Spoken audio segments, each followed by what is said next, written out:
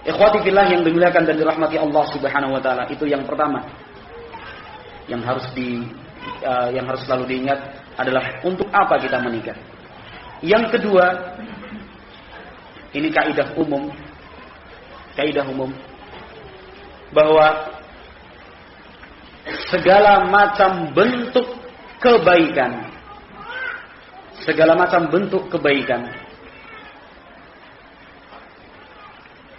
dan terkait dengan hak orang lain,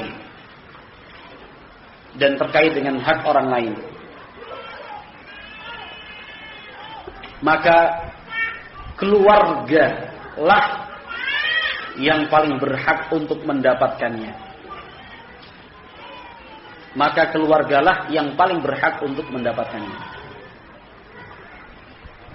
Sebaliknya, segala macam bentuk keburukan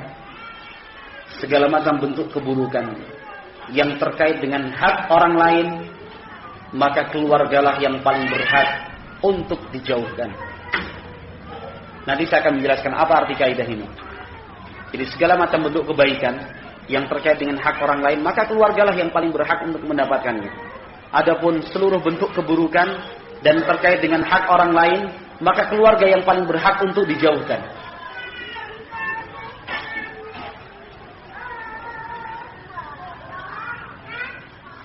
Ikhwati fillah yang dimuliakan Allah Subhanahu wa taala.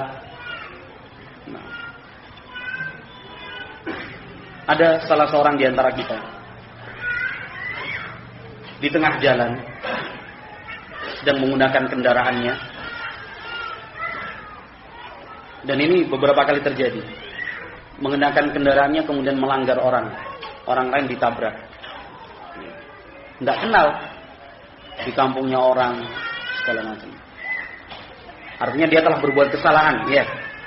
Dia telah berbuat kesalahan dengan menabrak orang. Apa yang biasa kita lakukan kalau dalam keadaan seperti ini? Langsung turun, mohon maaf Pak, rumahnya mana? Perlu saya ganti. Pokoknya sudah, betul-betul merendah. Nah, barakallahu fiikum. Tapi kalau sudah masuk dalam rumah kita sendiri, kita berbuat salah kepada istri dan anak kita.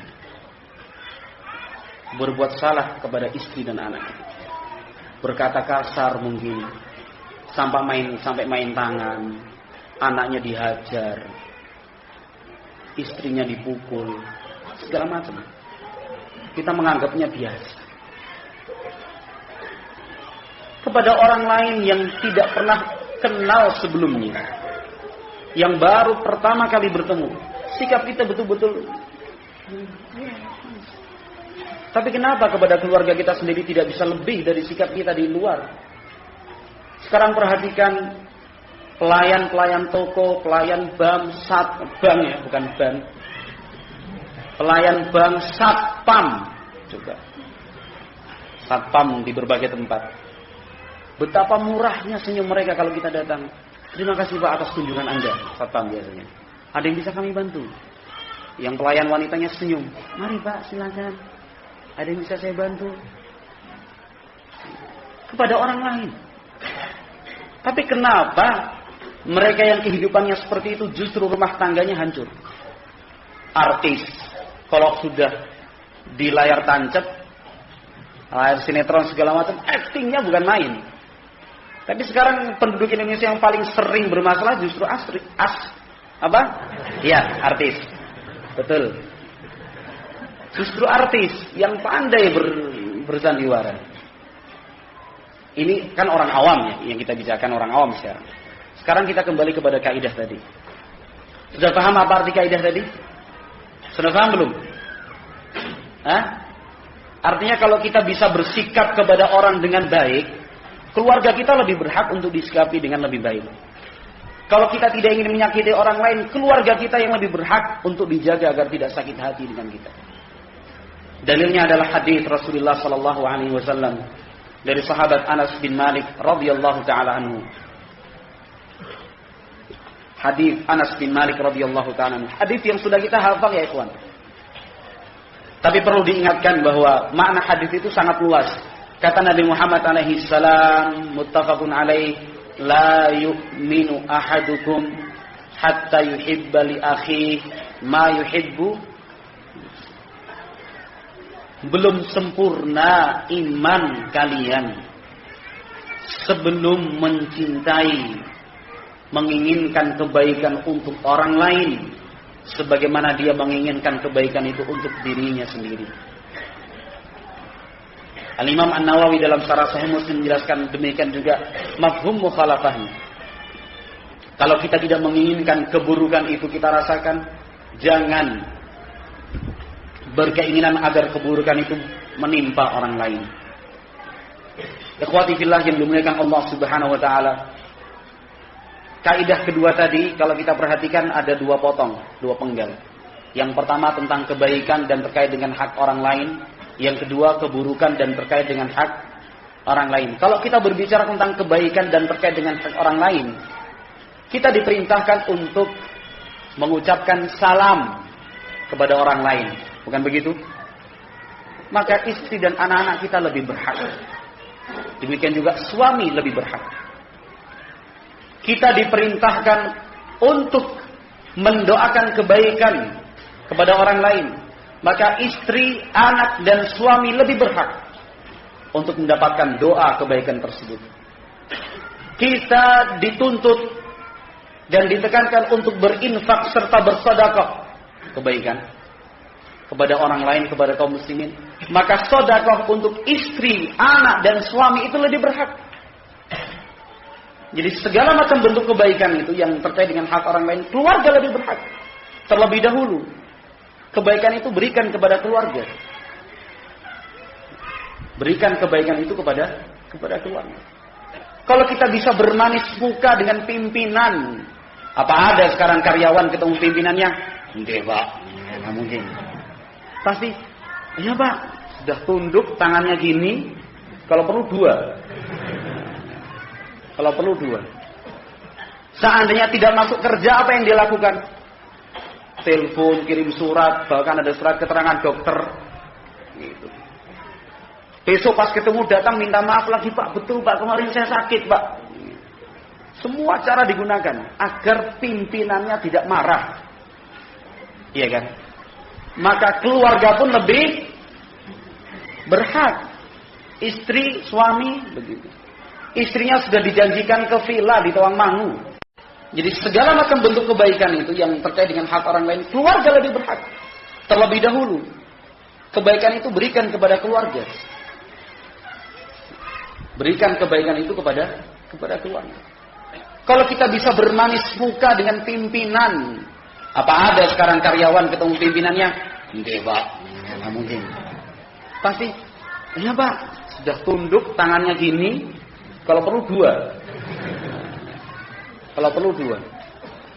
Seandainya tidak masuk kerja, apa yang dia lakukan? Telepon, kirim surat, bahkan ada surat keterangan dokter. Gitu. Besok pas ketemu datang minta maaf lagi Pak. Betul Pak, kemarin saya sakit Pak. Semua cara digunakan agar pimpinannya tidak marah. Iya kan? Maka keluarga pun lebih berhak. Istri, suami, begitu.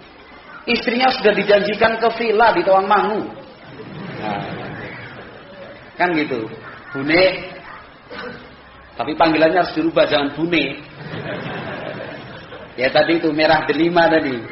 Jangan manggil suaminya Semangka. Karena suaminya gendut panggil Semangka. Sudah dijanjikan ini ada sedikit tambahan rezeki lebih. Insyaallah bulan depan kita ke villa. Sudah dijanjiin. Gitu.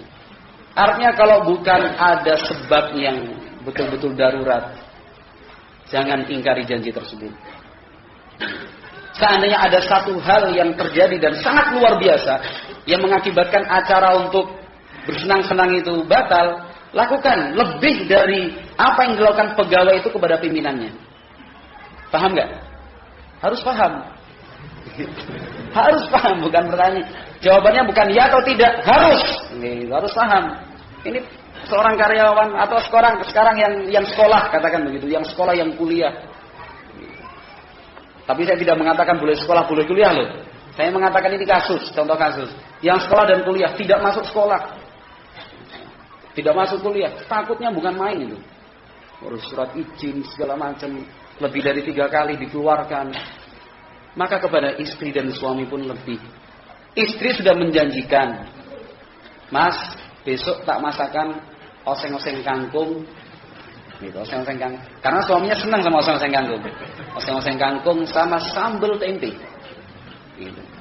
Terus besok ke warung melihat sayur jipang. Karena istrinya lebih senang jipang. Beli jipang aja dibuat sop sayur asem. Jangan lakukan. Kalau sudah berjanji, tepati. Sebagaimana kita diperintahkan untuk menepati janji kepada orang lain, maka istri dan suami pun lebih berat. Ini kalau kita berbicara tentang penggalan pertama tadi. Penggalan pertama sudah dipahami ya. Semua macam bentuk kebaikan yang terkait dengan hak orang lain, maka keluarga yang lebih berhak. Penggalan kedua dari kaidah tadi, bahwa segala macam bentuk keburukan yang diharamkan oleh Islam, maka keluarga kita pun lebih berhak untuk jauh darinya. Islam melarang untuk su'udzan, prasangka buruk, ya atau tidak? Ya. Jadi kalau kita membahas yang seperti ini, jangan sebatas sesama kaum muslimin. Itu tidak sempit seperti itu. Kaum muslimin itu luas. Suami dan istri, murid dan guru, teman dengan teman yang lain, anak dengan orang tua, keponakan dengan pamannya, tetangga dengan tetangga, itu maknanya luas sekali. Ketika Islam mengharamkan su'udzan, iyyakum wadh-dhann fa inna dhanna akdzabul hadits. Hati-hati kalian dari sifat dzan, karena dzan itu pembicaraan yang paling dusta. Ketika kita dilarang untuk su'udzan kepada orang lain, maka kepada istri kita pun lebih tinggi tingkat pengharamannya. Kalau kita su'udzan kepada istri, atau istri su'udzan kepada suami, tingkat keharamannya lebih tinggi daripada sikap su'udzan kita kepada orang lain. Karena kaidah tadi mengatakan seperti itu. Keluarga lebih berhak. Keluarga lebih berhak.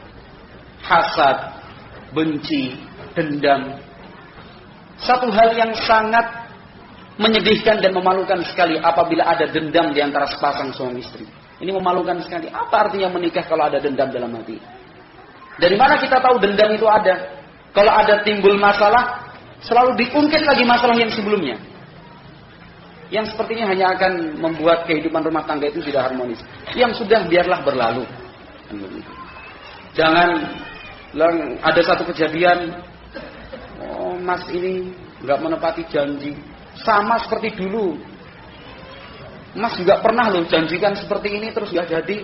Waktu itu juga tahun ini, bulan ini catat semua ternyata. Tidak perlu diungkap seperti itu. Sebagaimana kita sebagai seorang suami pun jangan ada dendam kepada istri, jangan menyimpan dendam kepada istri. Gitu. Ada satu masalah, ya kamu juga itu seperti itu dulu. Pernah kan? Diulang. Jangan, sudah cukup. Karena itu hanya akan menyakitkan hati dan perasaan pasangannya. Ikhwati fillah yang dimuliakan Allah Subhanahu wa taala, mudah ya bicara seperti ini. Mudah juga mendengarnya kan? Yang paling enak mendengar. Yang paling susah ini berbicara. Yang paling enak itu berbicara, mendengarkan, tapi prakteknya ya ikhwan. Prakteknya. Artinya semaksimal mungkin kita wujudkan apa yang telah kita dengarkan pada hari ini dengan sebaik-baiknya dalam kehidupan rumah tangga kita. Sungguh. Nah, sungguh. Ikhwati fillah yang dimuliakan Allah Subhanahu wa taala. Kemudian itu kaidah kedua. Kemudian kaidah ketiga.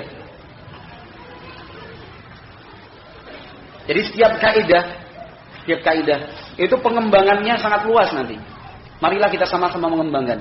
Artinya begini, kalau kita membahas, mendengar, membaca satu hal kebaikan yang terkait dengan hak orang lain, maka yang pertama kali kita bayangkan adalah pasangan kita.